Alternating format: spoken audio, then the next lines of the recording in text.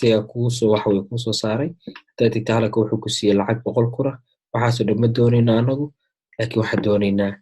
halka markaa fiirisid waxa ku qoran MetaTrader 4 bla bla bla laakiin waxaan doonaynaa inaan anagu furano mid cusub marka waxaad tagaysaa meesha ku qoran tahay manage account markaad tagtid ku dhufatid wuxuu ku keenayaa halkan markuu halkan wuxuu ku tusay in halka 100 kun ku siiyey laakiin halka pluskaas aad tagaysaa pluska markaad tagtid waxaanoo dhan pluskaas aad tagaysaa laba option baa wadaa ku soo baxaya mid waa maxay ko waxa lagu leeyahay furo deemo fake ah lacagtii deemada ahayd iyo login ku samee waxa hada account dhaba leedahay oo real ah laakiin anu ma rabna hadda inaan furano account dhaba maadaama cusub tihiin sida waxa weeye waxaan rabnaa inaan isdiiwaan gelino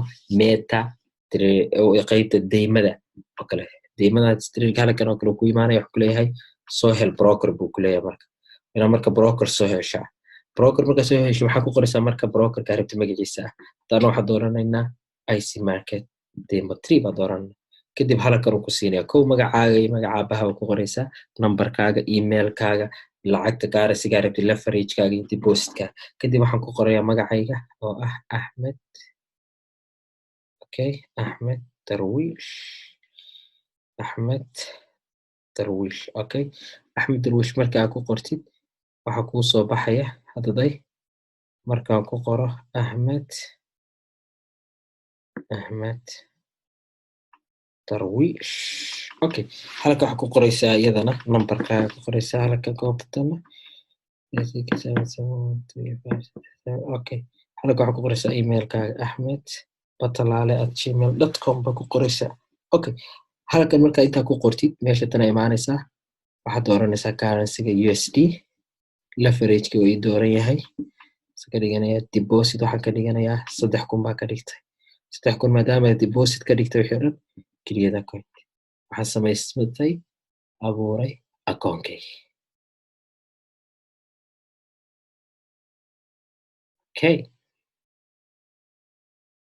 halka marka waa kan halkan una keenay meesha markii hore ku qornay MetaTrader 4 bla bla hada waxa ku qoran magacaygii Ahmed Darwish adiguna daas sameysay magacayga ku soo baxaya waxa tagayna marka muhiimadda ay leedahay waxaan oo dhan intaan qodob ugu muhiimsan iyo waxay qabtaan baa inoo sheegay insha Allah dul marayna tan halka marka timaado wuxuu ku tusaya waxaan oo dhan lacagihii oo dhan way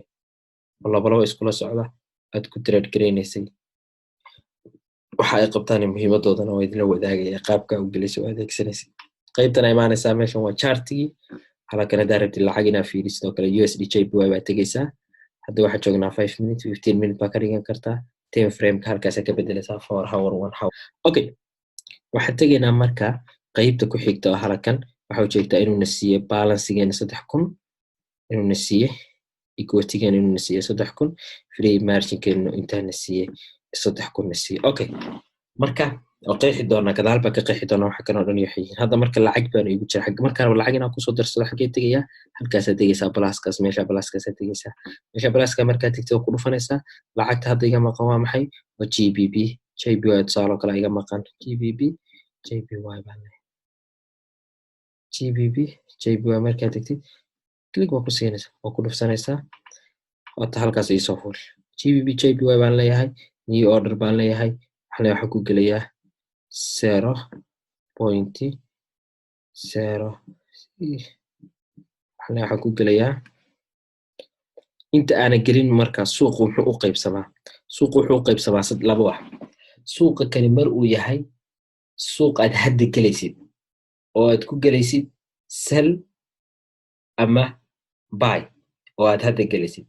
iyo mar uu yahay suuqa aad sugaysid rajaynayso aanan waxa way isla halka markuu gaaro suuqan isla soo aaday ilaa maanta dhila computer madul fadhinaysid markaasna maxaa la dhahaa markan waxa weeye waa markan sida marxaladan uu marayo marxaladan waa maxay waa buy limit iyo sell limit iyo buy stop iyo sell stop labada tan marka buy limit iyo sell limit waa isku midkii tan markaad fiirisid buy stop iyo sell stopna waa isku midkii marka waxaad tagaysaa qaybta tan oo ah buy limit waxa way macnaheedu yani lacagta tan waxa ku soo socotaa sell laakiin halka markay timaado cayiman numberkaas waxay aadaysaa buy bay aadaysaa marka adigu waa sugaysaa tusaale kale hadda buy limit markaad dooratid waxa weeye farqi price-kaas markuu soo gaaro price-ka uu soo gaaraya asleeda sell halka markuu soo gaaro wuxuu aadayaa suuqa kani buy aadaya halkaas ka gashanaysaa price-kii stop loss-kaagi iyo take profit-kaagi mar walba stop loss-kaagu waa maxay waa guduud take profit-kaaguna waa cagaar taas hadda isla fahanay waxa u gudbaynaa qaybta xigta sell stop-kuna waa sidoo kale waxa weeye waa lacag ku soo socota hadda waxa weeye waxa ku soo socotaa buy laakiin halkaa markay timaado waxay aadaysaa sell bay aadaysaa lacagtaas taasna waxa la dhahaa sell limit igu sii geli oo browsinga halkaas sii dhiganaysaa kanna waa maxay waa buy stop waxa weeye waa lacagtaas hadda sell waxa weeye buy bay ku socotaa maadaama buy ku socoto halkaasaa kasii raacaya tusaale waa lacag buy ku socota laakiin aragtin halka dhexda kasii geshid oo lasii raacdid oo sii qabsatid waxa weeye hadhow lasii qabsatid tusaale walaalkaaba wuxuu ka soo baxay xaafad ama walaasha xaafaday ka soo baxday ilaa waxa ay soo socotay muddo soo socotay bas bay soo raacday waxa tiri anu baska waxaan ka raacayaa 2 stop kadib markuu yimaado kugu sugayaa halkaas ka sii raacaya micnaheedu waa maxay bas ilaa intaasna waa isla sii soconaysaa masaafo dheer oo kale isla sii gaaraysaa marka micnaheedu waxa weeye in aad ilaa inta aad la sii soconaysid oo waxa weeye aad suuqa kan u yahay suuq soo socda balse aad sii raacaysid oo aad u sii raacaysid buy u sii raacaysid sell stop kuna waa maxay waa sidaas oo kale oo suuq sell ku soo socda oo aad ilaa sellkaas u sii raacaysid oo aad rabtid halka inaad kala sii jaan qaatid okay inta hadda ka gudubno marka waa isla fahanay waxa uu yahay marka waa maxay farqiga u dhaxeeya rabana ka hadlo farqiga u dhaxeeya waxa weeye marka suuqa u galaysid sell limit ama sell stop buy sameeyay waxa mar walba wuxuu wataa price-kaas iyo lot size-ka gashanaysid iyo stop loss-ki iyo take profit-ku afar buu ka kooban yahay laakiin marka aad caadiga ku galayso lagu leeyahay hadda kan waxa weeye micnaheedu waxa weeye in aad haysatid kaliya stop loss take profit iyo lot size saddexdaas shuruudood kaliya aad buuxinaysid okay marka hadda maxaa sameeynaynaa hadda waxaan sameeynaynaa lacag baa galaynaa marka qaybtaas waa isla fahanay waxa la lacagta galina 0.0 waxaan ku galaynaa fiis oo dhigmata 60 senti waxaan ku galaynaa GBP JPY sell baa ku galaynaa hadda okay lacagta automatic la hadda u galnay okay hadda waxaan joognaa waxa ku jirnaa GBP JPY marka waxaan rabaa inaad tusaale insiyo GBP JPY waa sell u galnay waxaan leenahay marka waa maxay balance waxa la dhaho balance waxa yahay qeexina balance-gu waa lacagta kuugu jirta broker-kaaga yani inta ay tahay hadda lacagta noogu jirto waxay ahayd kusoo deposit garaysanay deposit-keena balance-geenu waxa weeye waa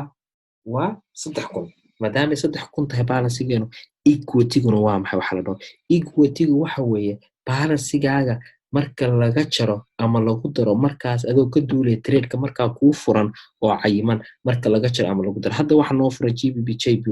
waxa nagu wadaa minus-kaas ay nagu wado yani waxa weeye marka laga jaro 3,000 intaas baa waxa la dhahaa waxa weeye equity okay markay faa'iido noqotana faa'iidadaas marka lagu daro equity-gaagi intaas bay noqonaysaa okay hadda ka gudubno marka waxa kale oo jira waxa la dhaho qaybta tan oo la dhaho free margin waa maxay free margin marka free margin waa waxa ku ogolaanaysa awood ku ogolaanaysa inaad trade badan gali kartid oo waxa weeye in lacag free margin waxa ku ogolaanaysa inaad trade badan isku furi kartid maaragtay Soomaali marka joogtay inuu dhaho waxa weeye waa ka xunnahay lacag kuugu filan kuuguma jirto fadlan lacag ku shubo micnaheedu waa maxay waxa weeye lacag kuugu filan taleefka broker-kaaga haddii trade fara badan ay isku furto mid sell ugu jirto mid buy ugu jirto losses weyn kuugu jiro uu ka diiday trade-ku ma xamili karo micnaheedu waxa weeye ma kuugu jirto lacag ku filan marka waa waxa ku ogolaanaya inaad waxa weeye trade fara badan isku furi kartid margin level-ku waa maxay marka margin level-ku waxa weeye equity-ga iyo free margin-ka marka la isku qaybiyo marka la isku qaybiyo ratio-da ka soo baxaysa baa waxa la dhahaa waxa weeye margin level la dhahaa okay waxa kale oo jira waxa la dhaho margin waa maxay margin-ku waxa weeye waa quwad waa awooddaas iyo quwaddaas waa maxay oo waxa ku saamaxaya oo awooddaas quwadda sometimes brokeradu waxay dhahaan waxa weeye quwadaan arki karin yani oo ku caawinaysa waa surface u bixiyo brokerku yani marka aad fiirisid waxa weeye brokerada qaar uu ku digay waxa ku leeyihiin ilaasho waxay margika mar hadduu kaa gubtana waa wareer waa halis waxa weeye ma habboona marka mar walba inaad ka taxadari kartid oo risk management fiican aad isticmaali kartid marka saaxiibayaal waxaan rabaa inaan idinla wadaago oo muhiim ah haddaad rabtid marka halkan ku dhufanayso halka tradekan balance waa ku jirta ama waxa weeye faa'iida ama khasaara ku jirta haddaad rabtid inaad iska xirtid halkaas saa usoo dhufanaysaa clicktaasa ku dhufanaysaa haddii kalena saas u tuujinaysa waxa leedahay close order haddaad rabtid marka inaad waxa weeye aad update garaysid stop losskaagii ama waxa weeye take profitkaagi kale saasa u tuujinaysaa meeshaasa u tuujinaysaa waxaa leedahay modify baa leedahay markaad tiraahda modify maxaa soo baxaya waxaa kuu soo baxaya lot sizeka weligaa ma bedeli kartid laakiin halka maxaa kaaga soo baxaya meeshaas waxa weeye oo meeshii aad ka gashay barayska aad gashay intrigii waa kan halkan lot sizeka gelinaysa take profit kadibna waxaa leedahay modify baa leedahay sidaas bay kuugu waxa weeye furmayaan marka hadda waa ujeeda waxaa idiin sheegay maxaa idiraahday haddii lagu daro khasaarada iyo faa'iida hadda waxaa ku jira $1 oo faa'iida halkaada maxaa ku jira halkaasa kusoo biiraysa ujeeda waxa weeye inta faa'iido ku jiray markii lagu daro equity-gayga saasay noqonaysaa marka saaxiibayaal waxaan rajeynaya inaad fahamteen casharku waxaa noo noqon doona cashar taxanaa oo wax badan aad ka fahmi doontaan aadna ka aflixi doontaan akademiyadan waxaan idin rajeynayaa guul iyo farxadda noocyadeeda kala duwan insha allah waa mahadsantihiin saaxiibayaal